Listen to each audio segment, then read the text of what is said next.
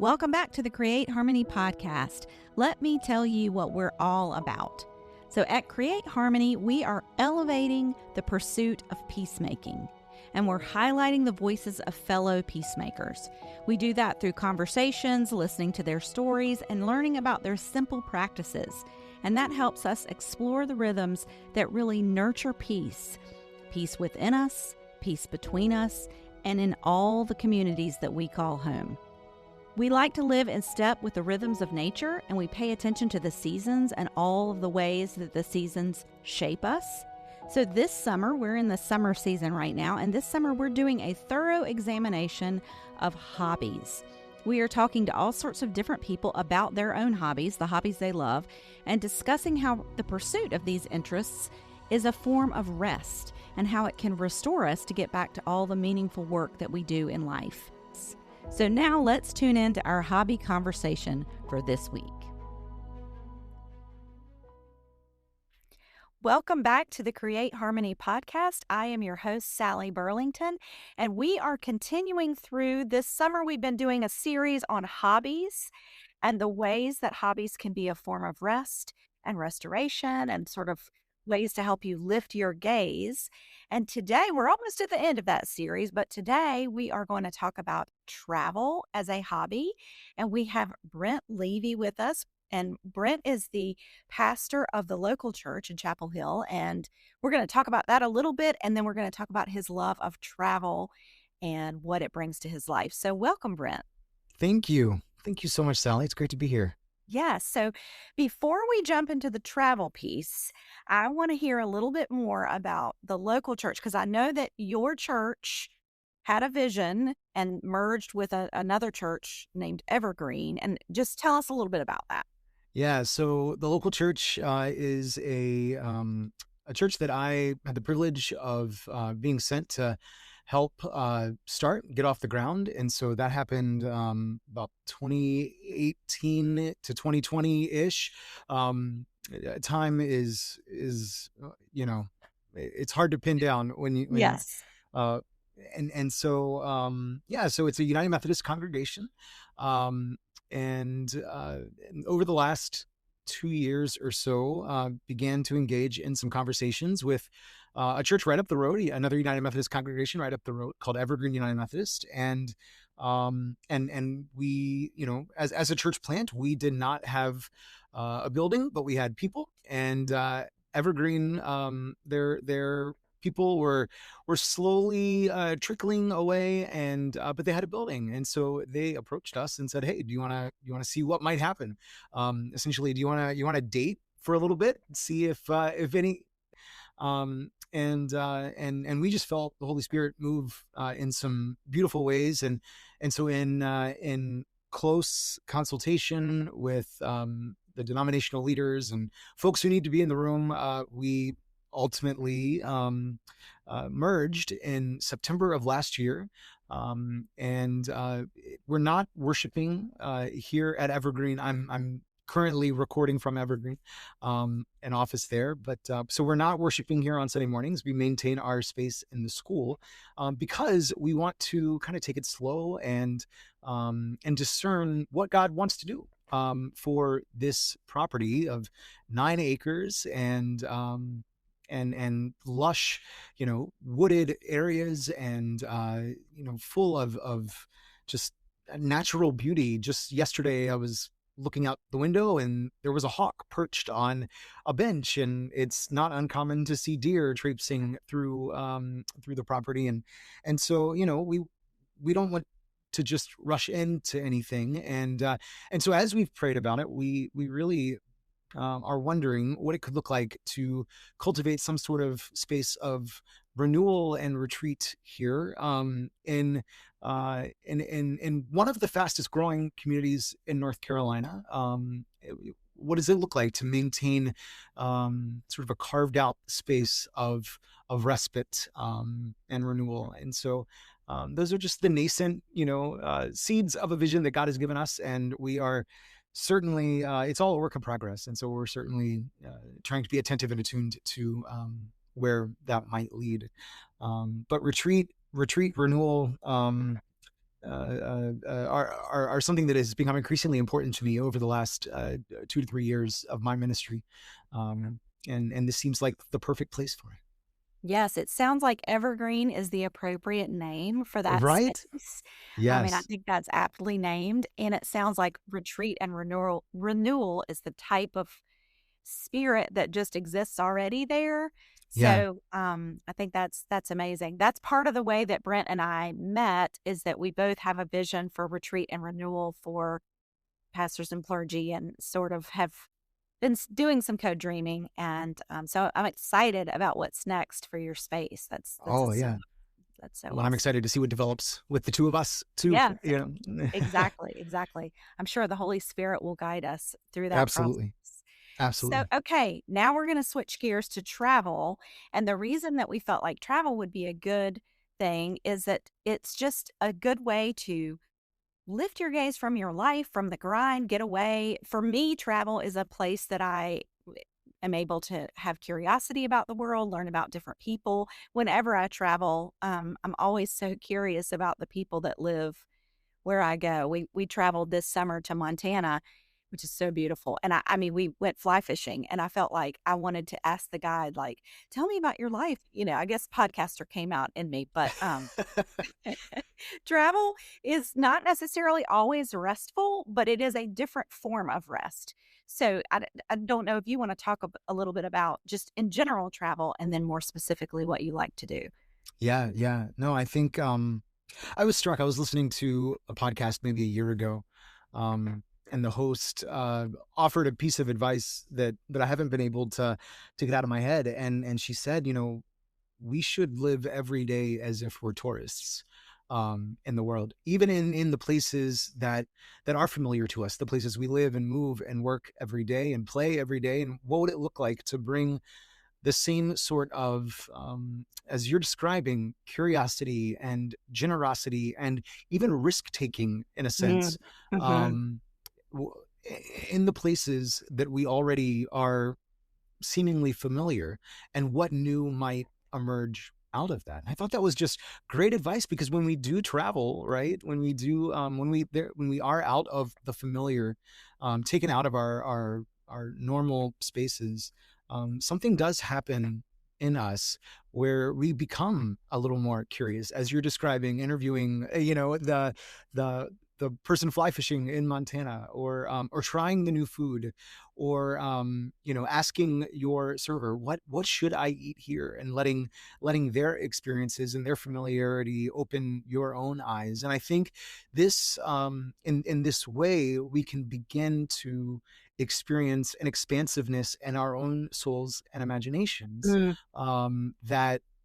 that allows us to connect with the diversity, the particularity, the creativity of God in new and fresh ways as well. Love that. That is Um, awesome. Yeah. yeah, One of the things that the fly fishing guide said to us when we were traveling with him was, my wife and I were talking about it, he said, and I get to see everybody on their best day, on some of their best days, when they're at their yeah. Oh, that's happiest, so good. they're on Mhm. vacation. And I was like, wow, what a great lifestyle that what you do every day is see people when they're happy and joyful. And, that's a neat perspective. Yeah, So I love that. yeah. Well, and I think it also, part of that is because we are taken out of the familiar. Mm, We are, and there is a certain, um uh, like, second naivete, mhm, that can happen there, that opens us up to what God might be doing, and what God might want to show us, right. as well, that we're unable to see, in just the everyday, mundane, rote, quotidian existence that we find ourselves in. When we are Right. locked into our routines, it's hard to break out of that, and we can kind of get entrenched in those routines as well. And so, I think travel has a way of just sort of awakening us, um, in some really beautiful and powerful ways. Yeah, Um, absolutely. I think that's so true. And it's such a privilege. Like, we are yeah, it is. very privileged to get to. And that was one of the things that several of the guests have said about hobbies as we've discussed hobbies, that it is a privilege to have time that we're not always going to have seasons or even lives that lend themselves to being able to do that. So that when we can, we need to embrace that privilege and really recognize it for the blessing that it can be, you know? Yeah, and that's why I really appreciated the advice from that podcast host, right? Because we can still sort of enter that mindset even when we can't physically travel. We can Yes. still be travelers and tourists in the places, in our communities and neighborhoods I even really today. love that idea because Yeah. I'm a homebody by nature. I do like to travel, but home is my very favorite place. And so I like the idea of you can still have plenty of curiosity and, interest in the world around you, immediately around you, in between your big travel events. So I love that. That's awesome. So, okay, I know that you have a particular focus of your trip, but your Yeah, I do. favorite kind, and I would love for you to share a little bit about that. Yeah, I am. This is confession. In Okay, here we go. a safe place to confess, right? Yes, it is. Please do. I am one of those Disney adults, I am, and my family and I particularly love traveling to Disney parks, and typically in Florida, just because of proximity. So Walt Disney World in Florida. We just got back from a Disney cruise as well, and that was just a delight. But Disney is a place where I it it has become a spiritual practice for me, and I know that sounds uh, maybe curious, maybe a Interesting. little wild, interesting, yeah. But it's true. It's true that it is a place of Sabbath and respite and renewal for me, and I recognize that's not true for everybody. Sure. Yeah, yeah, yeah. um, but part of that is because of my, I've traveled there so much that it's not nearly as overwhelming as it might be for somebody who's there for the first time. It does kind of feel like a second home for me and for my family. Yes, you Um, probably know how to do it in a way that makes it more restful. I have been on a handful of trips to Disney in the time raising my family, and most of them were very wonderful and restful. There was one that was a little overcrowded and overstimulating, but yeah, but for it the most happens. part, positive. So tell Yeah. us what it is about Disney that, you know, s sparks your interest, or how do you make it a Yeah. spiritual practice? Well, Give us the I first visited when I was 8 years old, um, and I remember just feeling so immersed in a place, and and like wanting to know and wanting to know, like, how did they do that, I would ride Haunted Mansion and see the ballroom effect where the ghosts come in and out, right? And thinking that's magic, that and so it piqued my curiosity. When I was 8 years old, I ended up uh wanting to work there when I grew up, and I had the privilege of doing that when I was in college, participating in what Disney calls the Disney College Program, where you can go and work for a semester, and so I got to work at Haunted Mansion, which was just a dream come true for just a semester, 4 months, but it felt like so much longer. When I met Natalie, who's now my wife, and was going to propose to her, I hatched a plan to propose in Disney World, so that it would continue to be a part of our story. There was a little bit of Okay. manipulation there on my part, but Uh-huh. it worked, and she is now a full-fledged Disney adult as well, um, and our kids are too. So it's just continued to be a part of my story, and what I love about it is the ways that they don't cut corners around the details, Mm. as well, and the details always serve a larger story as well. And so for me, being able to notice those details kind of feels like a scavenger hunt almost, where I can see, yeah, just the intentionality, the Yes. artistry Yes. of placemaking. I have no, I'm not naive or blind to to the fact that A, it's a corporation trying Sure. to make money, right? Right. And B, there has been a tendency in Disney's history to sort of Sure. whitewash history. And so I'm not naive or blind to that. Um, I do hold it honestly, Right. is what like intention with how I feel. Um, but yeah, and it's a place for me, um, where I can play, where I can delight, where I can tap into, what is most authentically true about myself. And I think about that when I think about, the practice of delight or play, and for me it's Disney, but for other people there are, all kinds of things that we nerd out about. There Mm. are all kinds Mhm. of things that we are very passionate about. For some people, it might be, tracing genealogy. For others, it might be collecting baseball cards or any other sort of collection, or maybe it's Star Wars or lore, or maybe it's maybe it's quilt making. I don't know what it is, but I do think that Disney is a place where I can sort of lose myself. Yeah. And I think yeah, go ahead. I think that's an interesting perspective to think about. I mean, I think that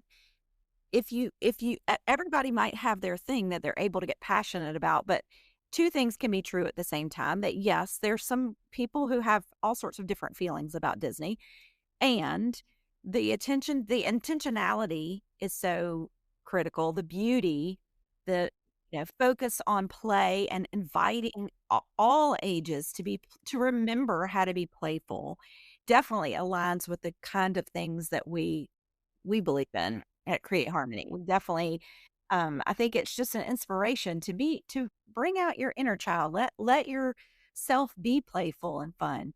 So I like that. That's a very good, interesting perspective. I'm going to be thinking about that. So here's my next question for you. What Yeah. I always wanted to know is if you go and spend a semester in the Disney world or longer, perhaps, does it diminish the magic?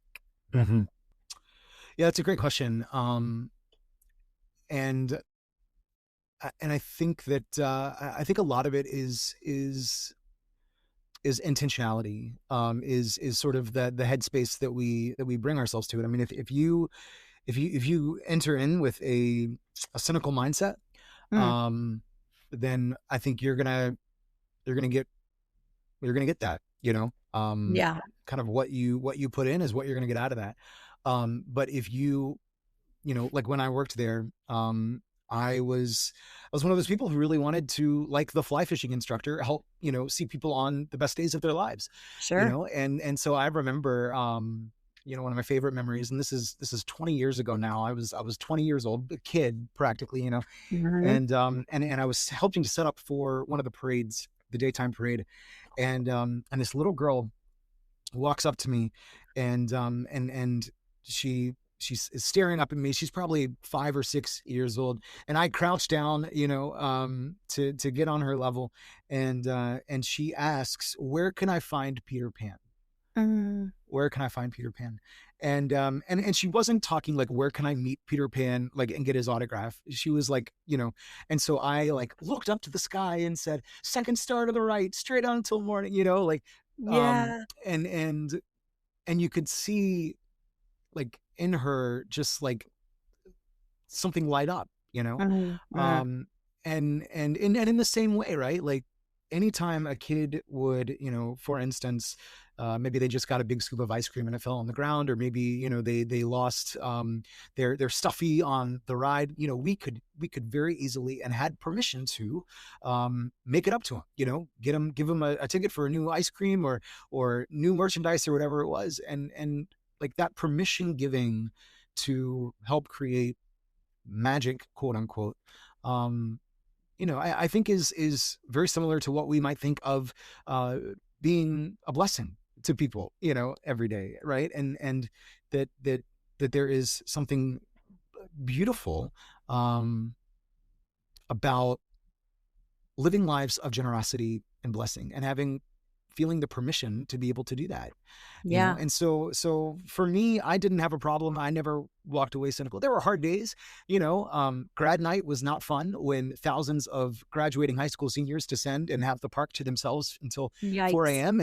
and we had to work that. That wasn't my favorite time. But Hmm. um yeah, it was. Yeah, I think a lot of it is about your intention.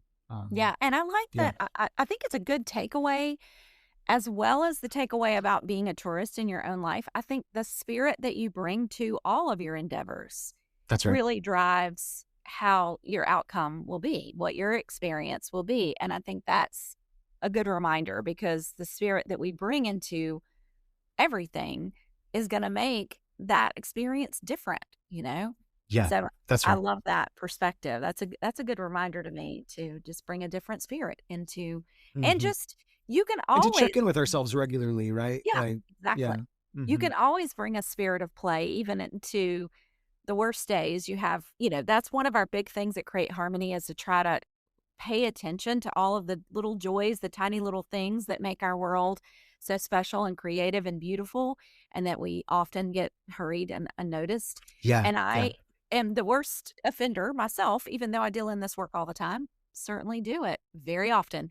But then I have to bring myself back to, oh gosh, look at that hummingbird. Or, like right now we have a nest of baby bunnies in our backyard, and just let me Oh, go back out there and look at them, yeah.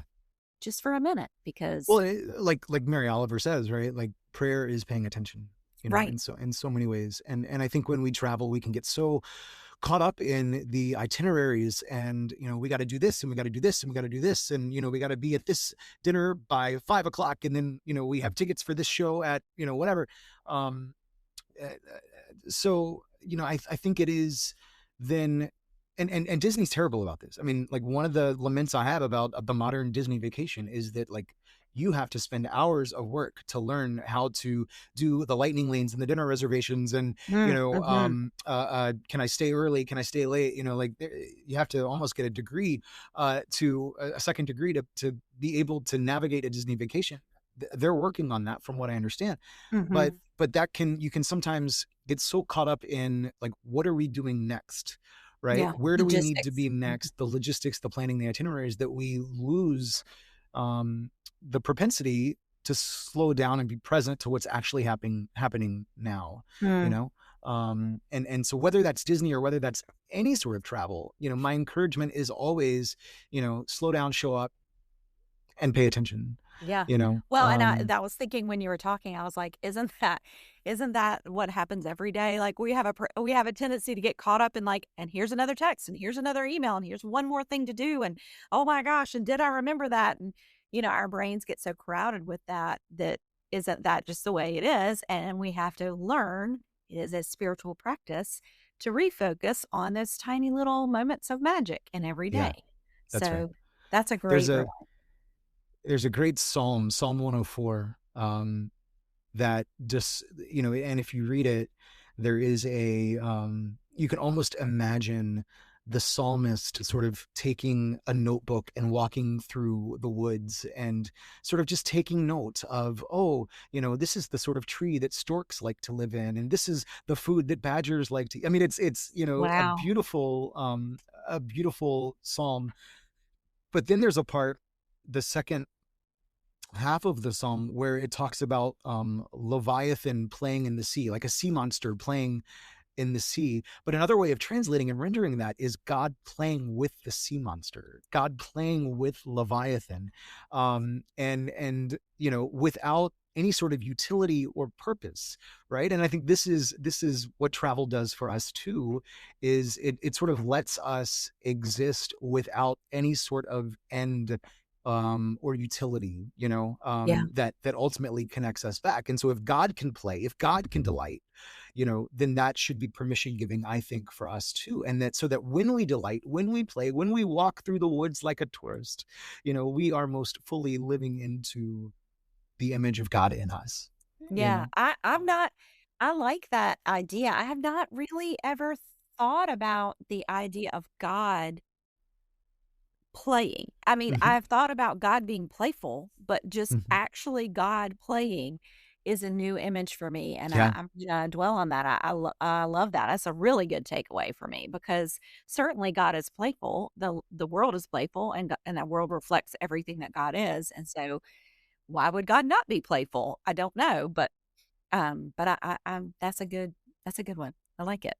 That's a good takeaway. So I was just gonna say, do you have other hobbies that you enjoy in addition to travel and Disney? What are your other things, your other playful Not really. No. activities? Um, uh, when when I'm not at Disney, I'm thinking about my next trip or helping to plan other people's, which is so much fun.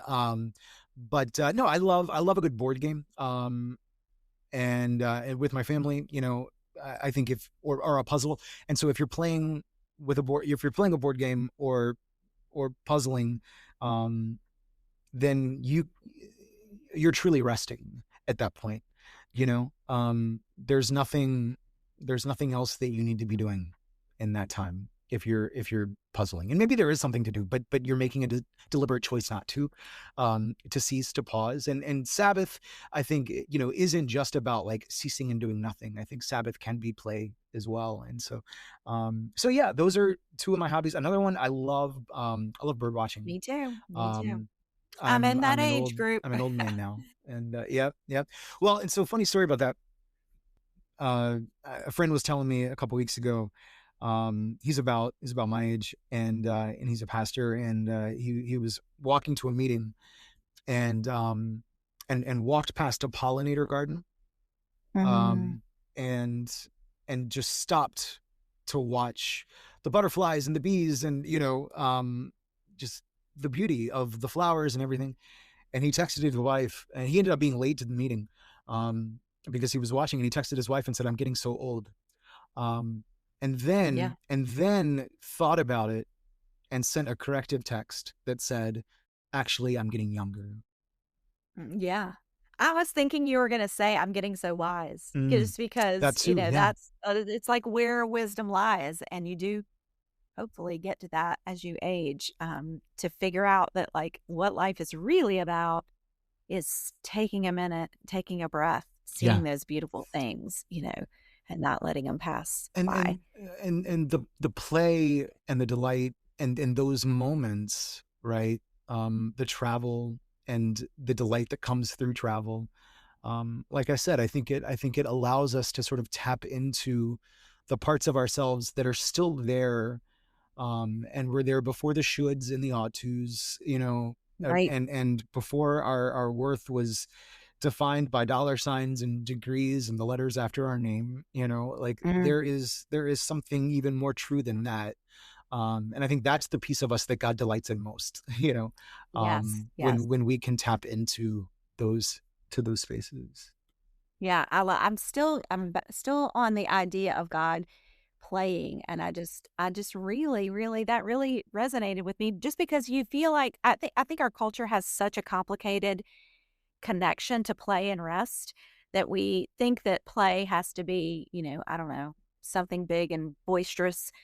And sometimes play is just these tiny little moments of delight, and rest is the same. We think that rest, as you said, is the ceasing of doing things. One of the tenets that we have right on the front page of our website at Create Harmony is rest is a thing, not the absence of a thing. It I is love an that. actual doing of something. Yeah. And I've tried to say that to myself often, like rest is a real thing and it needs to be done. Mm. So um, I think that's a really good takeaway.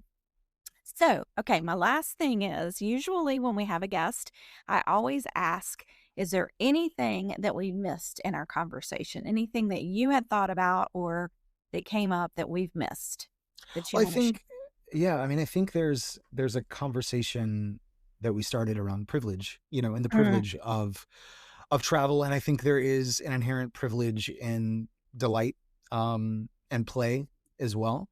And there could be a mindset that, you know, our play and our delight is sort of an escapism, mm, that it's a way of avoiding the real hard reality of what actually is for so many. right. And so there's a poet named David Gate who is wonderful. You can find him on Instagram.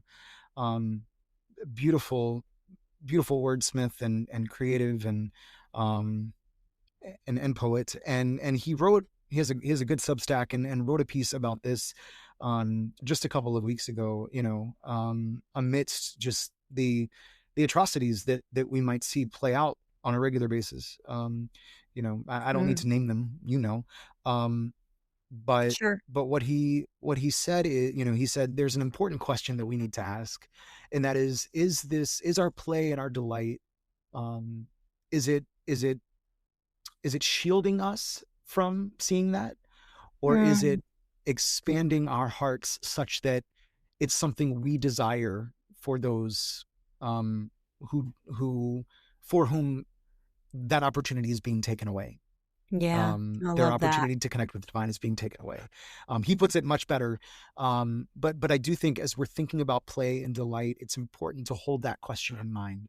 What is Yeah. this doing in me? Is it shielding me? Is it a form of escape for me, or is it enlarging and expanding my imagination for what's possible for my neighbor as well? Yes, yes. That is so very wise. I just, and sometimes that is what happens within me, that the play is shielding me from, the hard things and seeing what I don't want to have to deal with, which is a privilege in itself. But also sometimes it is truly like inviting more hope into the world, inviting more peace into the world, inviting delight and magic and all the things that surely God intended for us. I mean, what if we've got it all wrong and all this, serious hard work that we think is so critical doesn't mean anything, and that's not what God intended for us. So I just that really is a great takeaway. I love that. So thank you, Brent. Thank you, thank you. This was such a conversation filled with joy and delight and magic. I'm gonna definitely take that into the rest of my day. So thank you. Beautiful, beautiful. I love it. I really appreciate you taking out time and sharing all these good ideas with us. Thanks so much for having me, Sally. Thank you. Thanks so much for joining us for this conversation about travel and how the hobby of travel can bless your life. And weren't there so many nuggets of wisdom in that conversation? I just loved it. And this is the last of our conversations about hobbies. We've been talking about the benefits of hobbies all summer long, how they can be a form of rest, how they can be a form of community, and all other great things about what hobbies add to our life. So if you missed any of those, you might want to go back and listen in and think of a new hobby that you could add to your life, or just learn about a different hobby and how it blesses someone else.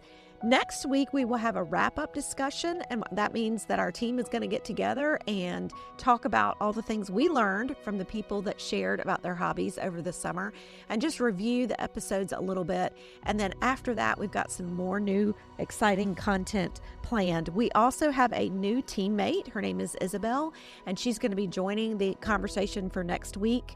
And we will be doing what we call a coffee chat with her coming up. You'll be seeing that soon. So more to come. And we've got a lot of other ideas that we're noodling around about how to take this hobby conversation a little farther. So you don't want to miss a thing. So thanks again for joining us. And until next time, peace.